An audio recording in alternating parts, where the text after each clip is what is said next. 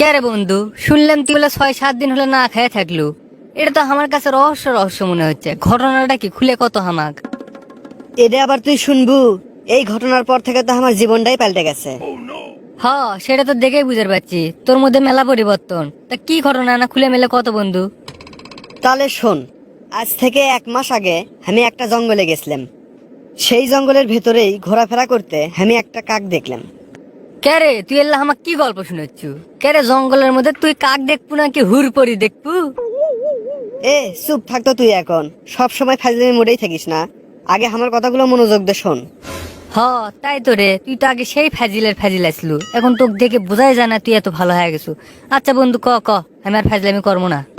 শোন, ওই সময় আমি খেয়াল করে দেখলাম ওই কাকের দুটো ডানায় কাটা। হাই হাই, কোষ কি? এটা নিশ্চিত কোনো বজ্জাত ছল বলে রে কাজ। আচ্ছা ক তারপরে কি হলো? তারপর আমি মনে মনে ভাবলাম, এই কাকটা যদি না উড়বের পায় তাহলে এই খাবার সংগ্রহ করবি ক্যাঙ্কা করে। আর যদি খাবারই সংগ্রহ না করবের পায় তাহলে এই কাকটা বাঁচবি ক্যাঙ্কা করে। না খাই তো কাকটা মরে যাবি। হ্যাঁ রে বন্ধু, এটাই তো স্বাভাবিক, খাবার যদি না পায় তাহলে তো এমনি মরে যাবে। তারপরে আমি একটা অবাক করা কাহিনী দেখলাম রে বন্ধু। একটা শকুন মগজ করে 2 টুকরো গোস্ত নিয়ে আসে কাকের সামনে ফেলে দিল, আর কাক সেই 2 টুকরো গোস্ত খালো। আরে পাগলা, এতে তুই কি বুঝলু যে যেই প্রাণী যে অবস্থাতেই থাক আল্লাহ তাআলা তার রিজিকের ব্যবস্থা করে দেয়? আরে আমিও তো এটাই মনে করছিলাম, কিন্তু ঘটনা তো এটি অন্যটা। আসল ঘটনা তো এর থেকেই শুরু। কে রে, আমি তো মনে করছিলাম তোর ঘটনা এটি শেষ, তুই করছিস এর থেকেই শুরু। আসলে ব্যাপারটা কি হচ্ছে রে, সম্পূর্ণটা খুলে কত। শোন, আমিও তো ওটা ভাবেই যে আল্লাহ তাআলা তো সবার রিজিকের ব্যবস্থা করে দেই। এই জন্য আমি কাজ কাম ফেলে দিয়ে বাড়ির 7 দিন হলে বসে আসলাম। এটা ভাবেই যে আল্লাহ তাআলা তো সবার রিজিকের ব্যবস্থা করে দেই, আমারও রিজিকের ব্যবস্থা করে দিবি। এই তো তুই আসল ঘটনা যাচ্ছু। তাই তো আমি কই, তুই 7 দিন হলে বাড়িতে কৃষক বসে আসলু। কে রে, আমি তো 7 দিন হলে বাড়ির মধ্যে বসে আসলাম। একদিনও তো তুই আমার খোঁজ খবর নেওয়ার জন্য আসলো না। না মানে বন্ধু, বাড়িত মেলা কাজ আসলো তো সেই জন্য যাবার পাইনি। তারপরে কি আছে রে? তারপরে ওই যে আল্লাহ তাআলা তো সবার জন্য রিজিকের ব্যবস্থা করে দেই, ওই কথালেই আমি বসে আসলাম। কিন্তু 7 দিনেও কেউ মিথ্যে না খাবার নিয়ে আসেও আমাকে কোনোদিন দেয়নি।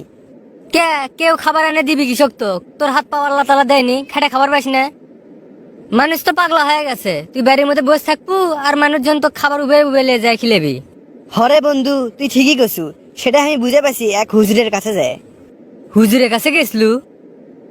হরে বন্ধু, তারপরে আমি একটা হুজুরের কাছেই গেছিলাম। হুজুরের কাছে যায় কাক শকুন আর আমার ওই 7 দিন বাড়ির মধ্যে বসে থাকার কথাটা কইলেন। এলে সব ঘটনা শোনার পর হুজুর যা কলো আমার। তুমি 2টি পাখি দেখেছিলে, একটা সেই আহত কাক আর একটা সেই ঈগল। তুমি কেন সেই কাকটি হতে চাইলে? কেন তুমি সেই ঈগলটির মতো হতে চাইলে না, যে নিজের খাবার তো জোগাড় করেই, সাথে যারা না খেয়ে আছে তাদের মুখে খাবার তুলে দেয়? তোমার উচিত ছিল কাকটির মতো না হয়ে সেই ঈগলটির কাছ থেকে শিক্ষা নেওয়া। এবার বুঝলি বন্ধু আমার জীবনে কিভাবে পরিবর্তন আসলো? হরে বন্ধু, সব ঘটনা শুনে বুঝতে পারনু তোর এই গল্প থেকে সবারই শিক্ষা লওয়া উচিত। গল্পের এই লোকটির মতোই আমাদের চারপাশে অনেকেই আছেন যারা অন্যের উপর নির্ভরশীল হয়ে বেঁচে থাকতে চায়। তারা ভুলে যায় যে ব্যক্তি নিজেকেই সাহায্য করে না, স্বয়ং আল্লাহ তাআলাও তাহাকে সাহায্য করেন না।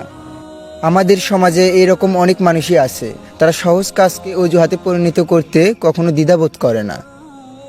যখন আমরা নিজেরা নিজেদের বেঁচে থাকার জন্য প্রয়োজনীয় সবকিছু নিশ্চিত করতে পারবো, ঠিক সেই মুহূর্তটি থেকেই নিজেদের ঈগলটির মতো ভাবতে হবে, অন্যকে বেঁচে থাকার জন্য সাহায্য করতে হবে।